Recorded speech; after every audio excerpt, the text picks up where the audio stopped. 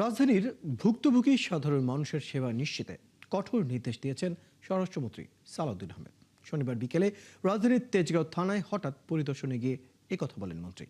এ সময় থানার সার্বিক আইনশৃঙ্খলা পরিস্থিতি, অবকাঠামোগত অবস্থা ও সাধারণ মানুষের দেয়া পুলিশি সেবার মান পর্যবেক্ষণ করেন স্বরাষ্ট্রমন্ত্রী। থানায় সাধারণ ডায়েরি করতে আসা ভুক্তভোগীদের সমস্যা শোনেন এবং তাদের অভিযোগগুলো দ্রুত স্বচ্ছতার সাথে নিষ্পত্তির জন্য নির্দেশ দেন। এ সময় মন্ত্রীর সাথে ছিলেন আইজিপি মোহাম্মদ আলী হোসেন ফকির, DMP commissioner Moseley Uddin Ahmed. এদিকে তেজগাঁও ও পল্টন থানার ওসিকে প্রত্যাহার করেছে ডিএমপি।